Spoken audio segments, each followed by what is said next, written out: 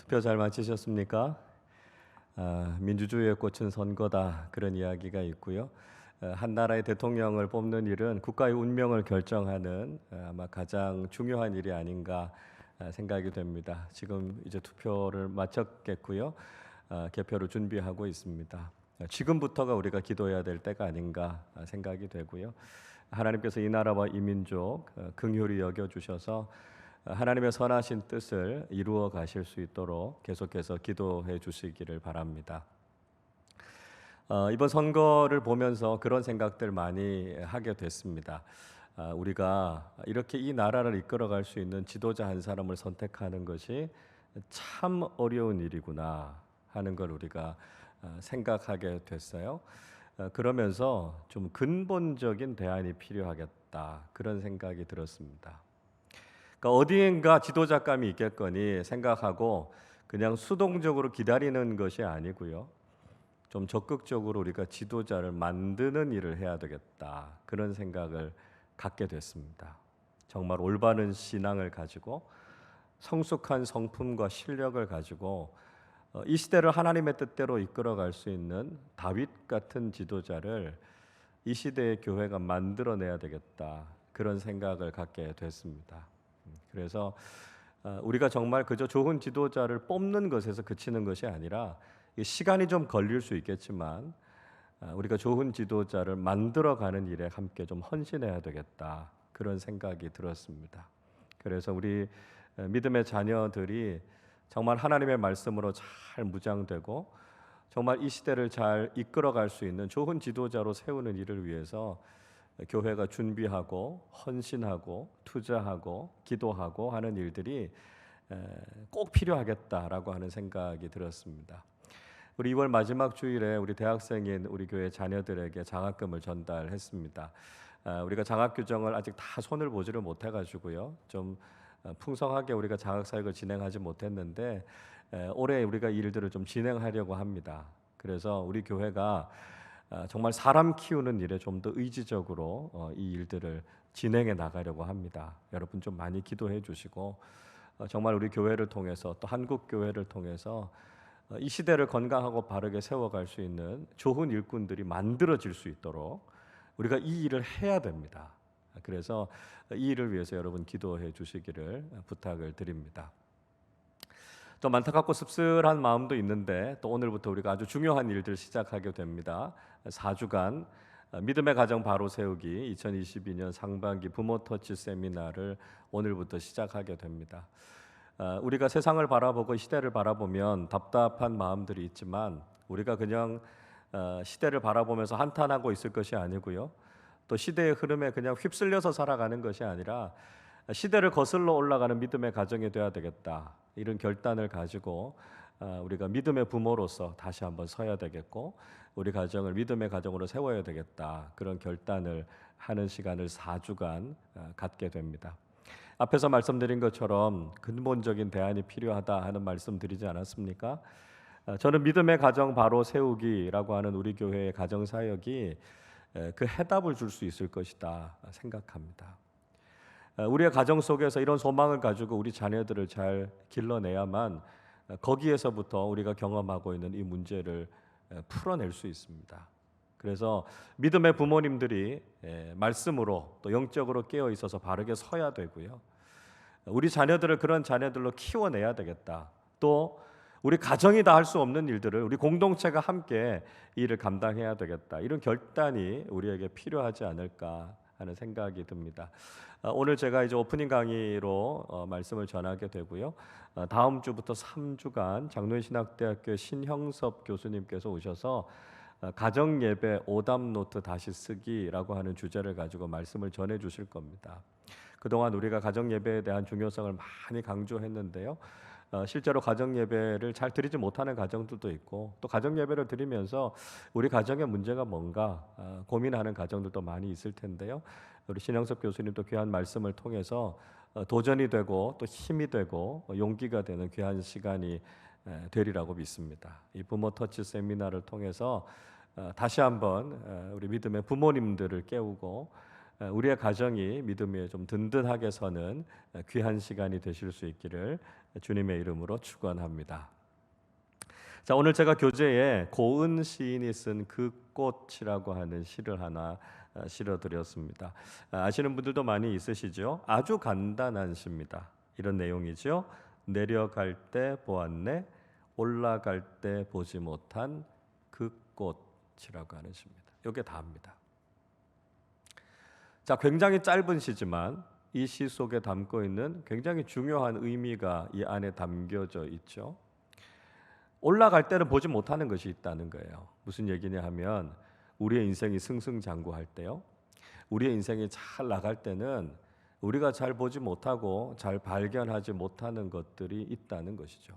인생을 살아가느라고 너무 바빠서요, 앞만 바라보고 성공만 바라보고 나가다 보니까 때로는 우리 인생에서 정말 중요한 것들, 정말 가치 있는 것들을 놓치게 될 때가 있다는 것입니다.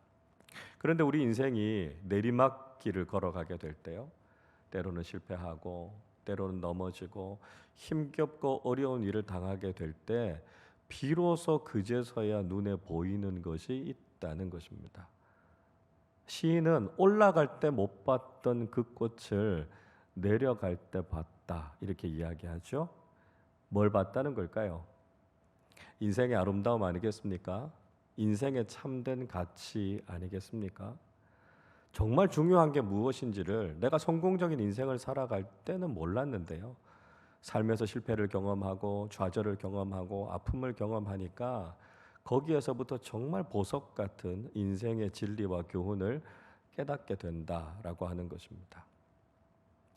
여러분, 그렇죠. 우리가 삶을 잘 살아갈 때는 우리가 정말 봐야 될 것들을 잘 못 봅니다. 내 인생이 이대로 잘 될 것 같아요. 내 주변에 늘 사람들이 많이 있을 것처럼 생각이 됩니다. 그러나 정작 인생에서 실패하고 넘어지게 됐을 때 우리는 인생 속에서 더 소중한 것들을 발견하게 된다는 것이죠. 아마 가장 대표적인 것 중에 하나가 가정이 아닐까 생각하게 됩니다. 가정이 중요하다라고 하는 건 뭐 모르는 사람이 누가 있겠습니까? 다 가정이 중요하다라고 이야기하죠. 그러나 정작 삶을 살아가면서 우리가 가정만큼 소홀하게 대하는 게 없는 것 같아요. 여러분, 한번 생각해 보시죠. 우리가 가족들과 함께 보내는 시간, 또 가족들과 함께 했던 약속, 이런 것들은 늘 다른 것보다 이렇게 우선순위에서 뒤처지게 될 때가 많습니다. 회사에서 또 다른 해야 될 일이 있다 보면 언제든지 양해를 구하게 되는 것이 가족들과 한 약속이죠. 다른 사람들을 만나야 되고 다른 일들을 해야 되고 하다 보면 가족들과 함께 보내는 시간들이 자꾸 뒷전으로 밀리기가 일쑤입니다. 그러면서 우리가 생각하죠. 가족들은 늘 가까이 있으니까, 가족들은 모든 걸 다 이해해 주니까 괜찮을 거야, 이렇게 생각하는 경우들이 참 많이 있습니다. 그러다 보면 가족들과 함께 할 수 있는 것들을 자꾸 이렇게 뒤로 미루게 되죠. 이런 얘기하면서 저는 굉장히 많이 찔립니다. 저도 그렇게 지내왔기 때문에 늘 가족들과의 시간, 가족들과 함께하는 약속, 이런 것들이 다른 것들보다 이렇게 밀리게 되고 늘 미안했던 그런 마음들이 있어요. 그러면서도 잘 이렇게 바꿔지지 않는 그런 것들을 보게 됩니다. 근데 여러분, 어떻습니까? 삶에서 진짜 어려움을 경험하게 되고 큰 병을 얻게 되고 시험에서 실패하게 되고 여러 가지 삶의 위기와 어려움들을 만나게 됐을 때 우리 주변에 그렇게 많은 것들이 있다고 생각됐는데 다 하나씩 둘씩 다 사라져버리고 없어지지 않습니까? 그리고 결국 마지막에 남는 건 가족이죠.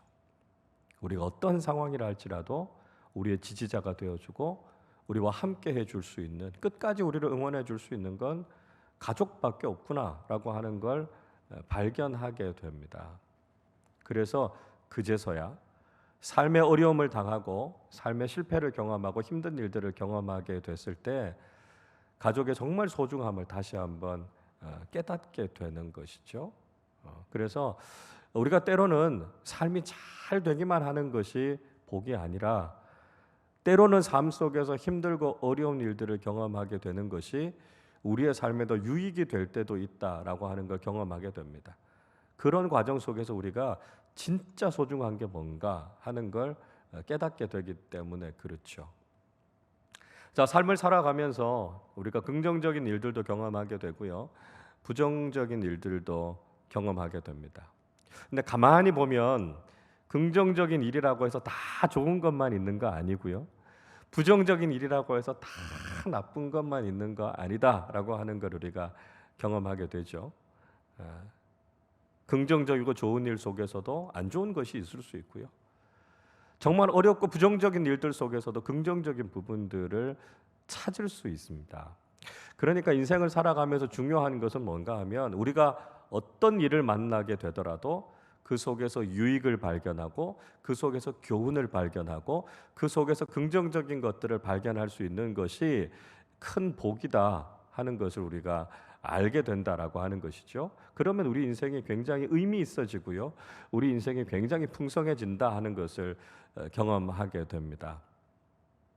자, 우리가 코로나 상황을 오랫동안 맞고 있습니다. 이 코로나 상황이 분명히 우리의 삶에 큰 위기고요, 굉장히 어려운 상황이지만 코로나 상황이 우리에게 다 나쁜 것만은 아니다 하는 것을 우리가 오랜 시간 지나오면서 경험하고 있습니다.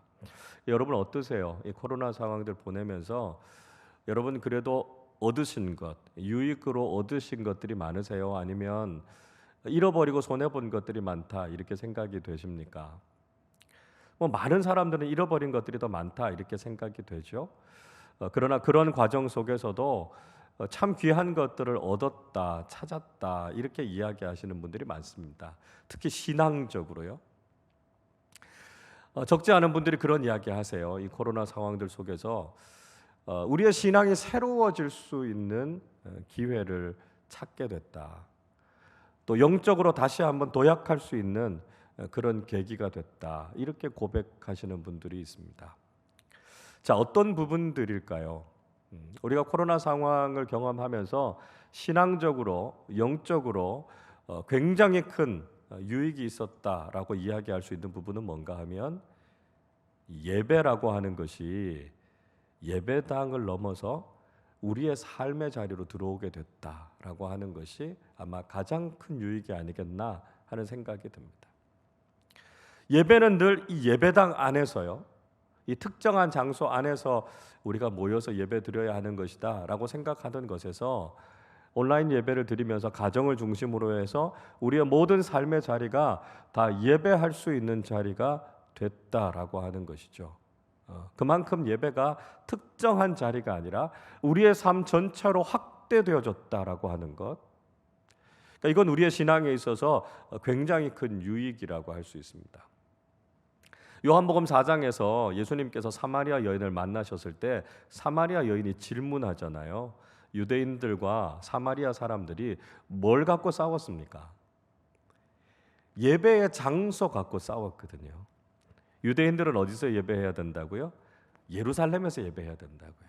사마리아인들은요, 그리심산, 베델이 있는 그리심산에서 예배드려야 그거 진짜 예배다. 그래서 그 예배 장소 때문에 둘이 싸웠습니다. 그때 예수님께서 뭐라고 말씀하시죠? 예배의 본질적인 문제는 장소 문제가 아니다. 그렇게 말씀하셨습니다. 예수님께서 말씀하신 참된 예배는 어떤 거죠? 지금 내가 있는 이 자리에서 예배자로 살아갈 수 있을 때 그게 진짜 예배고요, 하나님께서 그런 예배자를 찾으신다 이렇게 말씀하셨습니다. 그러니까 예배의 장소에 대한 이야기를 하다 보니까 무슨 문제가 생깁니까? 예배하고 삶이 분리되더라는 거예요. 특정한 장소에선 예배하지만 삶의 자리로 돌아왔을 땐 예배하지 않더라는 거예요. 그러니까 그런 이중적인 위선적인 신앙이 생긴다는 거죠. 근데 예수님께서 말씀하신 건 뭡니까? 장소가 중요하지 않다는 거예요. 거기가 예루살렘이든 거기가 그리심산이든 아니면 거기가 내 삶의 자리든 어디에서든지 지금 하나님 앞에 예배하는 사람들을 하나님께서는 찾고 계신다는 거죠. 그래서 예배당 안에서만의 예배가 아니라 우리의 삶의 예배로 예배가 더 확대돼야 된다, 예수님께서 말씀하신 거죠. 예수님께서 말씀하신 그 말씀처럼 우리가 이 코로나 상황을 만나면서 예배당 안에서만이 아니라 우리의 가정, 우리의 학교, 우리의 직장, 우리의 모든 삶의 자리가 예배의 자리가 되어야 되는구나 라고 하는 것을 우리가 깨닫게 됐다는 거죠. 영적으로 굉장히 큰 도전이고 유익이다, 그렇게 말할 수 있습니다. 자, 또 어떤 유익이 있었습니까? 이 코로나 상황을 통해서 우리가 시간과 공간의 제약을 뛰어넘어서 예배할 수 있게 됐다는 것입니다. 늘 정해져 있는 이 시간에 우리가 이곳 예배당에 모여서 예배해야 되다 보니까 물리적으로 이곳에 올 수 없으면 예배할 수 없어요, 이렇게 생각했다는 거죠. 그러나 지금은 달라요. 지금 이 현장에서 같이 예배드리고 계신 분들도 있지만 온라인을 통해서 지금 각자의 삶의 자리에서 예배드리고 계신 분들이 있습니다. 공간의 제약이 없어요. 특히 주중 예배들, 예배당에 와서 예배 못 드리셨던 분들이 그동안 예배를 못 드렸는데요, 온라인 예배가 활성화되면서 삶의 자리에서 예배 드릴 수 있구나, 더 이상 시간은 예배를 드리지 못하는, 공간은 예배를 드리지 못하는 제약 조건이 아니구나 라고 하는 걸 우리가 알게 된 것이죠. 물론 이 시간에 또 예배 드리면 좋지만 혹시 이 시간에 다른 일들 때문에 예배 드리지 못했더라도 우리가 예배 드린 전체 영상을 가지고 다시 예배 드릴 수 있는 거죠. 그러니까 우리가 예배 드릴 수 있는 기회가 훨씬 더 많아진 겁니다. 시간과 공간의 제약을 뛰어넘었으니까요. 자, 그래서 우리가 어떻게 예배해야 될까요? 주일 예배만 드리셨던 분들, 주중에도 우리가 같이 예배 드리는 거죠. 삶의 자리에서 한 번, 두 번, 세 번, 우리가 더 예배할 수 있다는 거예요. 그동안 우리가 놓치고 예배드리지 못했던 것들 우리가 더 많이, 더 자주 예배할 수 있다라고 하는 것이 우리에게 굉장히 큰 유익이 된 겁니다. 그래서 현장에 나오실 수 있는 분들은 현장에서 예배 드리시고요, 그렇지 않은 분들은 온라인을 통해서라도 우리가 예배하는 일에 더 힘을 써야 된다는 거예요. 자, 또요, 우리가 공동체로 함께 모여서 예배할 수 없게 되면서 개인적인 신앙생활, 또 개인의 경건의 훈련들을 우리가 할 수 있게 됐습니다. 우리가 모여서 예배하지 못하면 예배하지 못합니까? 그럼 신앙생활 못하나요? 아니잖아요. 우리가 각자 있는 자리에서 개인적으로 하나님 앞에 가까이 나아가서 하나님의 말씀을 듣고 하나님 앞에 예배할 수 있습니다. 그 대표적인 것이 큐티잖아요. 큐티라고 하는 것은 우리가 공동체로 함께 모여 예배할 수 없을 때, 설교자를 통해서 또 교회 안에서 우리가 예배할 수 없을 때 우리 각자가 하나님의 말씀 붙잡고요, 은혜를 자급자족할 수 있는 경건의 훈련을 하는 겁니다. 그동안은 우리가 좀 수동적으로 신앙생활을 했을 수 있어요.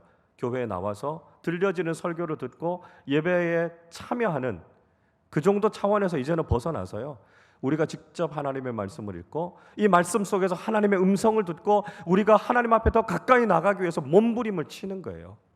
이게 개인 경건 생활이죠. 여러분, 이게 우리에게 얼마나 큰 유익이 됩니까? 또 우리가 어떤 상황에서 함께 모여서 공동체로 예배할 수 없는 상황이 또 찾아올 수 있습니다. 그런 상황이라 할지라도 예수님께서 한적한 곳에 가셔서 하나님과 깊은 영적 교제를 나누었던 것처럼 우리가 큐티를 통해서 말씀을 묵상하고 하나님 앞에 가까이 나아갈 수 있다는 것이죠. 그래서 우리가 이런 영적인 유익들을 찾아가면서 우리가 영적으로 수준을 또 높이는 것이 필요하다라고 하는 것입니다. 그렇게 해야 된다라고 하는 것이죠. 우리가 온라인으로 지금 성경 통독 진행하고 있습니다.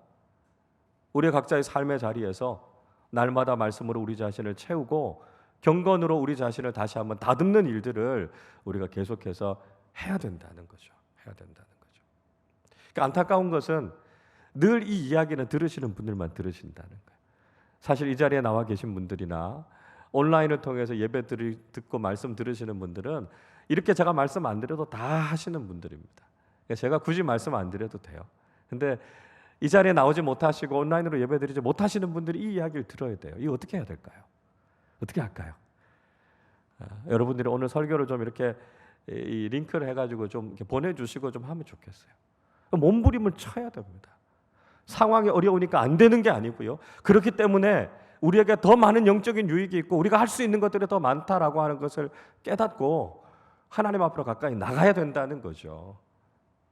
그렇게 못하시는 분들이 오히려 이런 상황 속에서 영적인 침체에 빠지게 되는 거 아닙니까? 영적인 생명력을 자꾸 잃어버리고요, 깊은 영적인 슬럼프에 빠지게 됩니다. 말씀도 잘 읽히지 않고 기도 생활도 무너져 버리죠.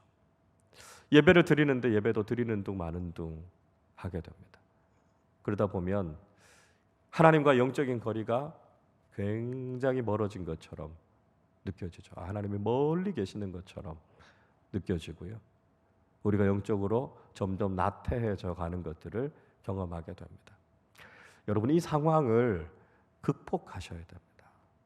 상황이 이렇고 환경이 이러니까 주저앉는 게 아니고요, 상황은 이렇더라도 우리가 그 상황을 극복하고 영적으로 일어서야 된다는 것이죠. 그래서 앞에서 말씀드렸던 것처럼 한 번이라도 더 예배 드려야 되겠다.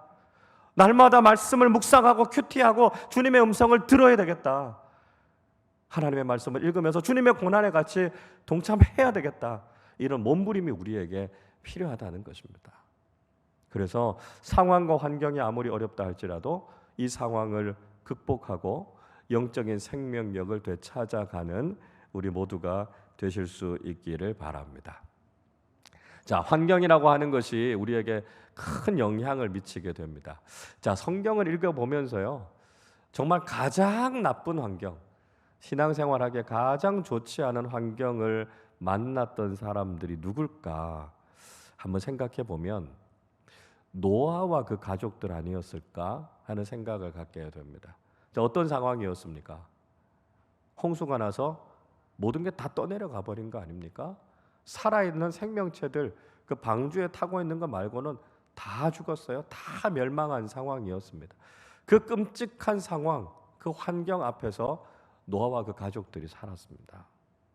자, 그 상황 속에서 노아의 가족들은 어떻게 신앙생활을 했을까요? 이 상황을 노아의 가족들은 어떻게 극복했을까요? 자, 우리가 창세기의 말씀을 통해서 노아가 어떤 일들을 경험하게 됐는지 우리가 좀 살펴보려고 합니다. 자, 창세기 7장 9절부터 12절까지 말씀해 보시면 방주에 들어갔던 노아의 가족들에 대해서 이제 이렇게 이야기하고 있습니다. 제가 말씀을 읽어드리겠습니다. 하나님이 노아에게 명하신 대로 암수 둘씩 노아에게 나와 방주로 들어갔으며 7일 후에 홍수가 땅에 덮이니 노아가 600세 되던 해 둘째 달 곧 그 달 11의 날이라. 그날에 큰 기품의 샘들이 터지며 하늘의 창문들이 열려 40주야를 비가 땅에 쏟아졌더라. 이렇게 말씀하고 있습니다. 자, 노아의 가족들이 경험했던 이야기를 적고 있습니다. 자, 노아의 가족들이 방주 안에서 얼마나 있었을까요? 우리가 최근에 지금 이 창세기 말씀을 읽었으니까 여러분 좀 기억에 생생하시리라고 생각이 됩니다. 한번 정리를 해보겠습니다. 노아가 홍수를 만났던 것은 노아가 600세 되던 해 2월 17일이었습니다.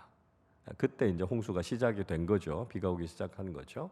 자, 그런데 노아의 가족들이 방주에 들어간 것은 일주일 전이었습니다. 방주에 들어가고 나서 7일이 지난 후에 비가 왔으니까요.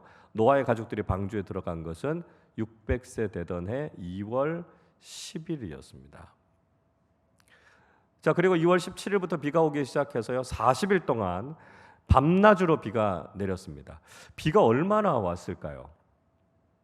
우리가 보통 여름에 한참 집중호우 내릴 때 보면 한 30mm, 30mm 이 정도 오면 시간당 그렇게 오면 이 집중호우 폭우가 내렸다 이렇게 이야기하죠. 그래서 한 시간에 한 30mm 정도 내렸다 한번 생각해 보시면 하루 종일 내린 비가 한 720mm 정도 됩니다. 24시간 안 멈추지 않고 비가 계속 내렸으면요. 자, 40일 밤낮을 비가 내렸으니까요. 계산해 보면 28,800mm 됩니다. 그러니까 40일 동안 안 쉬고 계속해서 시간당 30mm씩 막 장대비가 쏟아지면 이 정도 비가 옵니다. 우리나라 1년 평균 강수량이 1,300에서 1,400 정도 됩니다. 그러니까 우리나라에서 20년 동안 내릴 비가 40일 동안 다 쏟아진 겁니다. 엄청난 홍수가 난 거죠. 자, 그런데 이 정도 비가 왔다고 해서 뭐 산이 다 잠기고 뭐 이렇게 되지는 않을 겁니다. 오늘 성경 좀 전에 읽었던 말씀 보면 하늘의 창문이 열려서 위에서 비가 내렸을 뿐만 아니라 깊은 곳에 있는 샘들이 터졌다 이렇게 이야기합니다. 그러니까 심해 바다 깊은 곳에 있는 뭐 화산, 지하수, 뭐 하여튼 물이란 물 모든 것들은 다 터져서 쏟아져 나온 거죠. 이런 엄청난 대격변이 일어나면서 전 지구가 다 물에 잠기는 그런 큰 홍수가 나게 된 겁니다. 그리고 그 홍수가 150일 동안 지속이 됐습니다. 그리고 7월 17일 5달이 지난 이후에 노아가 타고 있던 방주가 아라랏산에 걸리게 됩니다. 그리고 10월 1일쯤 됐을 때 보니까 이제 높은 산봉우리들이 보이기 시작했습니다. 그리고 한 40일 정도가 더 지났어요. 11월 한 11일, 11일 이 정도 됐겠죠. 노아가 이제 물이 어느 정도 줄어들었는가 보기 위해서 까마귀를 내보냅니다. 까마귀가 날아갔다가 다시 돌아오지 않죠. 아마도 까마귀의 습성상으로 보면 까마귀가 나가서 홍수에 죽은 시체들, 동물의 사체들 이거 뜯어먹으면서 그냥 밖에 있었을 겁니다. 까마귀는 돌아오지 않았습니다. 그리고 나서 노아가 7일 간격으로 3번 비둘기를 보내게 되죠. 처음에 비둘기를 보내니까 비둘기가 발붙일 곳이 없어서 빙 돌다가 들어오게 됩니다. 그리고 다시 7일이 돼서 비둘기를 또 보내니까요. 이번에는 감람나무 잎새를 물고 돌아옵니다. 그러니까 땅에 이제 나무들이 보이기 시작했다는 거죠. 그리고 7일이 더 지나니까 비둘기도 돌아오지 않았습니다.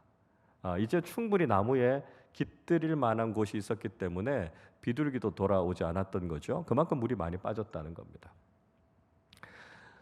노아가 601살이 되던 해 1월 1일에 드디어 이제 땅이 다 드러나게 됐고요. 땅이 질퍽질퍽했을 테니까요. 2월 27일이 되던 그날에 이제 땅이 다 마르게 됐습니다. 자, 노아의 가족들이 방주에 들어간 게 600세 되던 2월 10일이었고요. 방주에서부터 나왔던 때가 그 다음에 2월 27일입니다. 그러니까 노아의 가족들이 얼마나 방주 속에 있었습니까? 1년하고도 한 17일 정도 더 방주 속에 들어가 있었던 겁니다. 자, 여러분 한번 생각해 보십시오. 1년이라는 시간 동안 방주 안에서 사실 들어가 있었던 거지만 갇혀 있었던 거 아닙니까? 그 속에서 갇혀서 지내는 게 얼마나 답답하고 힘들었겠습니까? 우리 요즘 코로나 때문에 한 주씩 두 주씩 자가 격리하고 외출하지 못하고 하다 보면 참 답답하잖아요. 한 주 두 주가 아니고 1년 넘도록 그 방주에 갇혀 있었습니다. 그러다가 드디어 방주 문이 열리고 땅에 첫 발을 내디뎠어요. 노아의 가족들에게 보였던 상황이 어떤 상황이었겠습니까? 처참한 상황이었겠죠. 생명체라고는 하나도 살아남지 않고 다 쓸어가 버렸고요. 그리고 전 지구적인 홍수 때문에 엉망진창이 되지 않았겠습니까? 여러분 홍수가 한번 났다가 물 빠지면 어떻게 되나요? 곳곳에 다 쓰레기 더미고요. 완전 아수라장이 되어 있지 않겠습니까? 눈앞에 펼쳐져 있는 그 폐허의 상황이 도대체 믿기지도 않을 정도로 방주 안에 들어있었던 답답함보다도 훨씬 더 답답하고 절망적인 상황을 지금 노아의 가족들이 만나고 있는 겁니다. 노아의 가족들이 무슨 생각 들었겠습니까? 아니 도대체 여기서 우리가 살 수는 있는 거야? 여기에서 생명체가 살아날 수 있을까? 우리가 도대체 어디서부터 수습해야 되고 어디서부터 이게 회복돼야 될까? 답답하고 암담한 상황 아니었겠습니까? 여러분 때로는 우리가 살아가는 인생이 이런 답답함을 느낄 때가 있다는 것이죠. 우리의 삶에 닥친 위기, 우리의 삶에 닥친 어려움, 내 힘으로 해결되지 않을 것 같은 인생의 위기를 경험하게 될 때가 있습니다. 그동안 쌓아왔던 것들 싹 다 무너져 버렸어요. 미래를 위해서 우리가 세워놓았던 모든 계획들 다 수포로 돌아간 것 같은 그런 절망감들이 우리에게 느껴질 수 있습니다. 2년이라고 하는 이 코로나의 상처가 우리를 핥히고 지나간 이 깊이가 너무 깊어서요. 우리 개인의 삶, 가정, 공동체, 나라, 민족 정말 답답하고 암담하고 어려운 상황 속에 놓여 있을 수 있습니다. 자, 여러분, 우리가 이런 현실을 만나게 되고 이런 환경을 만나게 되고 이런 상황을 만나게 됐을 때 우리가 해야 될 일은 무엇이겠습니까? 자, 방주에서 처음 나온 노아의 가족들, 그 노아의 가족들이 가장 먼저 했던 일이 무엇이었을까요? 오늘 본문 20절 말씀인데요, 우리 20절을 같이 읽어보겠습니다. 노아가 여호와께 제단을 쌓고 모든 정결한 짐승과 모든 정결한 새 중에서 제물을 취하여 번제로 제단에 드렸더니. 노아가 방주에서 나와서 노아가 제일 먼저 했던 일은 여호와 하나님께 제단을 쌓았다는 것입니다. 노아가 방주에서 나와서 제일 먼저 한 일은 예배한 일이었어요. 정결한 짐승을 7쌍씩 방주에 태우지 않았습니까? 정결한 짐승과 정결한 새를 잡아가지고요, 그것을 제물 삼아서 하나님 앞에 예배를 드렸습니다. 모든 것이 다 무너져 있었고요, 모든 것이 다 휩쓸려가 버려서 아무것도 남지 않은 그 폐허의 땅 위에서 노아가 가장 먼저 했던 것은 하나님을 찾고 하나님을 예배하는 일이었습니다. 여러분, 노아는 무너져 있는 세상 위에 예배의 제단을 쌓았습니다. 하나님 앞에 예배하는 일이 가장 우선이었다라고 하는 것을 노아는 자신의 삶을 통해서 보여주고 있는 거죠. 노아의 가족들 말고는 살아남은 사람 아무도 없었습니다. 그렇죠? 그러니까 이 예배는 정확하게 이야기하면 노아의 가정 예배였습니다. 너무나 답답하고 암담한 현실 속에서 노아가 제일 먼저 했던 일은 가족들과 함께 하나님 앞에 예배하는 일이었습니다. 자, 여러분, 노아가 가장 먼저 했던 일, 그걸 통해서 우리의 삶의 우선순위가 무엇이어야 되는가라고 하는 걸 우리가 분명히 보게 됩니다. 우리가 가장 먼저 해야 되는 일이 무엇입니까? 그건 하나님 앞에 예배하는 일입니다. 때로는 삶의 위기가 있을 수 있고요, 때로는 우리의 삶이 다 무너져 있을 수 있고요, 우리의 삶에 풀리지 않는 문제가 있어서 답답할 수 있어요. 그 상황 속에서 문제를 해결하는 게 먼저가 아니고요, 내 삶을 바꾸어 가는 게 먼저가 아니고요, 가장 먼저 그 자리에서 하나님 앞에 예배하는 것이 가장 우선순위다라고 하는 것을 말씀하고 있습니다. 흔히 사람들은 거꾸로 이야기하죠. 아니, 지금 내 삶에 이런 위기가 있는데 지금 어떻게 예배할 수 있습니까? 제 삶의 문제, 이 위기를 해결하고 나서 그때 예배하겠습니다. 아니, 지금 내 삶이 다 무너졌습니다. 이렇게 어려운데요, 제가 이 문제 좀 해결하고 나서 그리고 나서 예배하겠습니다. 이렇게 이야기합니다. 그러나 성경은 정확하게 우리에게 말씀하고 있습니다. 다른 그 무엇보다도 하나님께 예배하는 것이 우선이라고요. 지금 내 삶의 문제가 산적해 있을 수 있습니다. 우리의 삶에 큰 위기가 있을 수 있어요. 우리의 가정이 다 통째로 흔들릴 수 있습니다. 그런 상황이라 할지라도 우리가 지금 해야 되는 가장 우선적인 일은 사랑하는 가족들이 함께 모여 하나님 앞에 무릎을 꿇는 겁니다.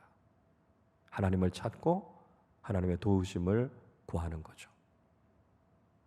하나님께서 우리의 가정과 내 삶의 주인이심을 고백하고 하나님을 찾고 부르고 예배하는 일이 우리에게 가장 중요하다라고 하는 것을 우리는 잊지 말아야 된다는 것입니다. 노아와 그의 가족들이 그렇게 하나님 앞에 예배를 드렸을 때 하나님께서 그 예배를 기뻐 받으셨다 말씀합니다. 21절 말씀 같이 읽어보겠습니다.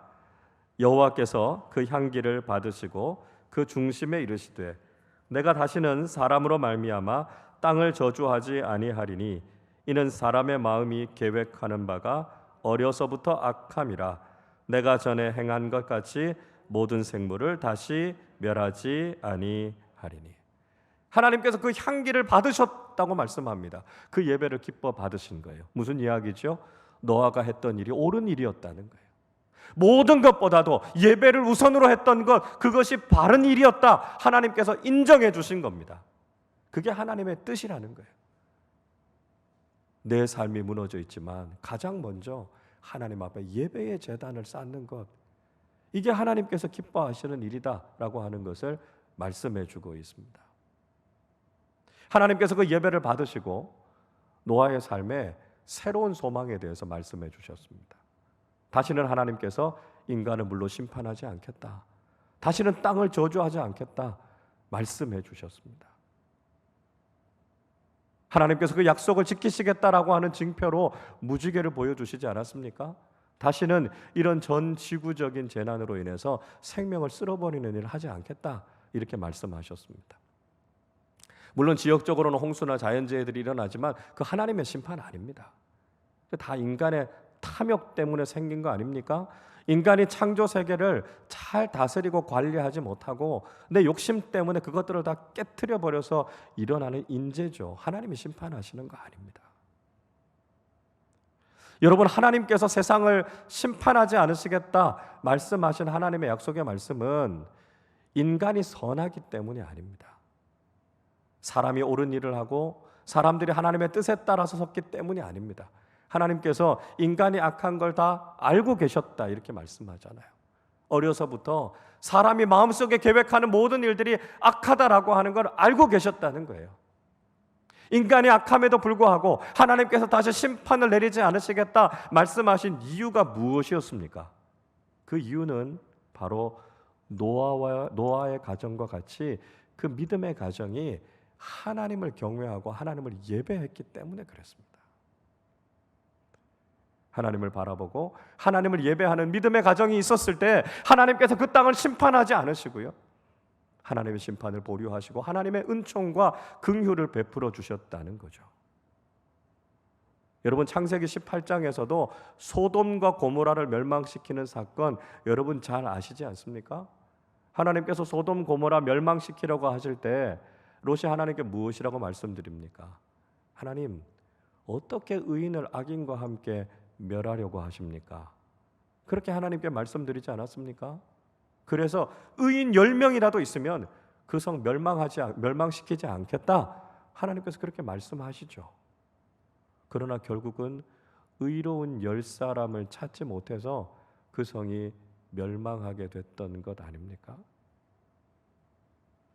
하나님께서 다시 이 땅을 물로 심판하지 않겠다 약속하셨던 것은 사람이 의로워서가 아니고요, 노아와 같은 믿음의 사람과 그 가정이 하나님을 찾고 예배했기 때문입니다.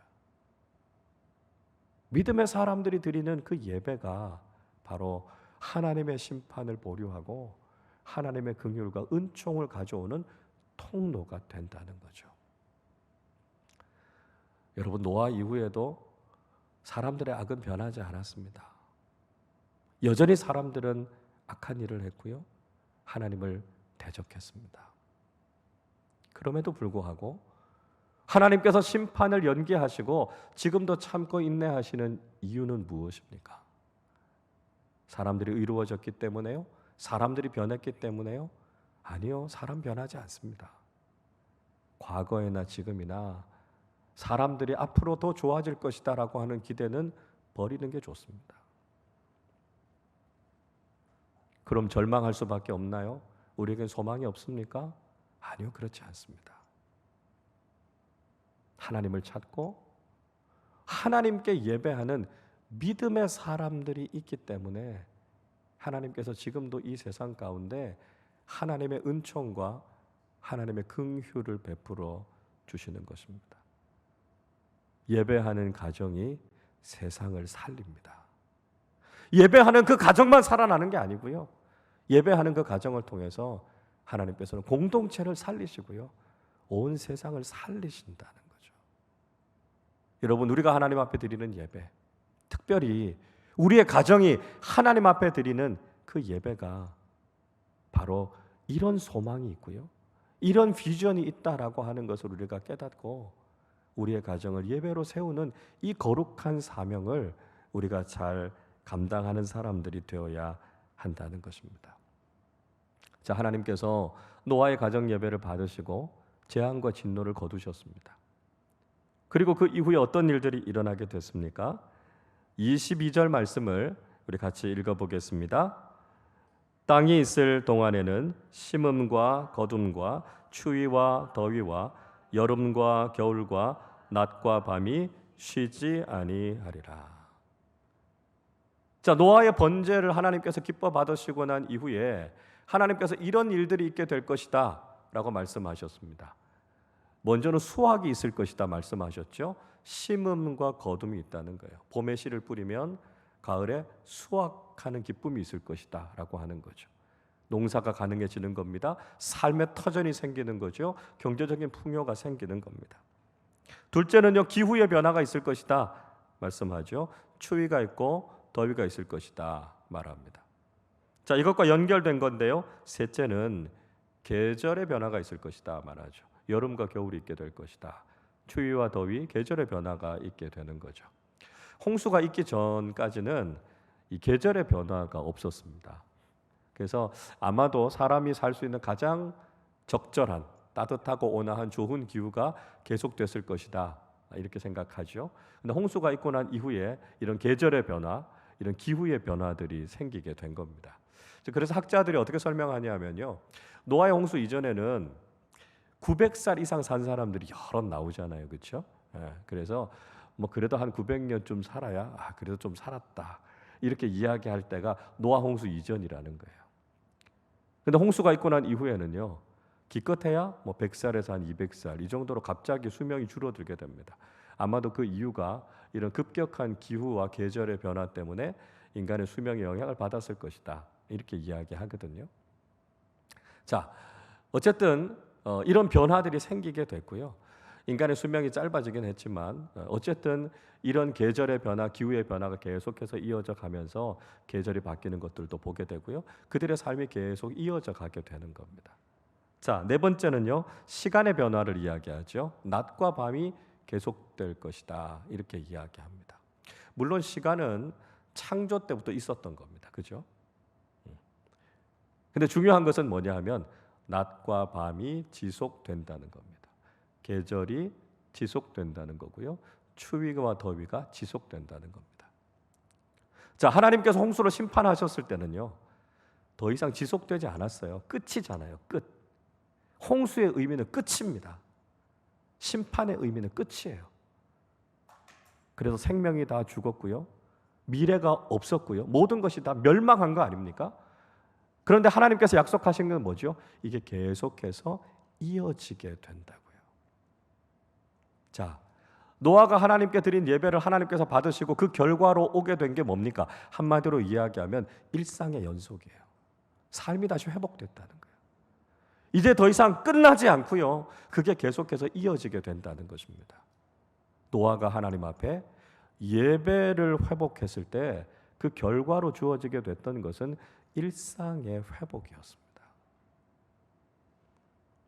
이것이 성경의 중요한 원칙이다라고 하는 것을 여러분 우리는 알아야 됩니다. 그래서 우리가 일상을 회복하기 전에, 우리의 삶을 바꾸려고 하기 전에 우리가 먼저 해야 될 일은 하나님께 예배하고 우리의 가정을 예배로 세우는 일을 하는 것이고요. 그렇게 예배가 회복될 때 하나님께서 그 은혜를 통해서 우리의 일상을 회복시켜 주시는 놀라운 은혜를 경험하게 된다는 것입니다. 여러분, 우리는 코로나 상황을 경험하면서 일상이 얼마나 소중한가 하는 것을 깨닫게 됐죠. 평범한 것이 감사의 제목이다라고 하는 것을 알게 됐습니다. 그동안 우리가 참 어리석게 살았던 거죠. 평범하고 일상적인 것들이 너무 지루하다고 생각했어요. 그래서 뭔가 좀 다른 게 없을까? 새로운 게 없을까? 그런 호기심들을 갖게 됐습니다. 사람들이 갖고 있었던 이 잘못된 호기심으로 인해서 우리가 굉장히 큰 재앙들을 경험하게 되는 거죠. 마치 철없는 아이들이 호기심에 그냥 불을 한번 그었다가 그게 큰 산불이 되기도 하고 큰 재앙이 되는 것처럼 죄악된 본성을 가지고 있는 우리가 하나님께서 우리에게 주신 이 일상에 대한 감사를 잃어버리고 잘못된 호기심으로 잘못된 길을 걸었을 때 우리는 코로나라고 하는 큰 재앙을 만나게 된 겁니다. 그러면서 우리가 깨닫게 된 것이 있지 않습니까? 일상이 얼마나 큰 축복인가라고 하는 걸 깨닫게 된 거죠. 평범함이라고 하는 것이 진짜 진짜 중요한 감사의 제목이구나 하는 것을 깨닫게 된 겁니다. 일상으로 돌아갈 수만 있어도, 평범한 우리의 삶을 다시 회복할 수만 있어도 날마다 감사하면서 살 수 있겠습니다. 우리가 그렇게 고백하고 있지 않습니까? 여러분, 우리의 일상을 회복할 수 있고 우리에게 주셨던 모든 것들을 회복할 수 있는 열쇠가 어디에 있습니까? 그것은 그 무엇보다도 하나님 앞에 예배하는 일을 먼저 하는 것입니다. 특별히 우리의 가정에서 예배의 제단을 쌓고 무너져 있는 우리의 삶의 자리에서 가장 먼저 예배를 회복하는 것이 우리의 일상을 회복하는 길로 나아가는 가장 중요한 열쇠라는 것을 우리는 잊지 말아야 됩니다. 우리가 이번 4주 동안 부모 터치 세미나를 통해서 우리의 가정을 다시 예배로 세우고 우리의 가정에 믿음의 제단을 다시 쌓는 이 일들, 이 도전에 함께 참여하실 수 있기를 바랍니다. 쉽지 않은 일이지요. 어려운 일이죠. 그러나 그것이 가장 중요하고 그것이 가장 우선이 되는 일이다라고 하는 것을 우리가 다시 한번 깨닫고, 하나님, 우리의 가정에 예배를 회복시켜 주시고 우리의 삶에 예배의 우선순위를 회복하게 하여 주셔서 예배가 회복됨을 통해 우리의 모든 일상과 우리의 모든 삶이 하나님의 은혜 안에 회복되는 놀라운 복을 경험하게 해 주옵소서. 우리가 기도하고 경험하고 하나님께서 내려주시는 은혜를 체험하는 귀한 시간이 되시기를 주님의 이름으로 축원합니다.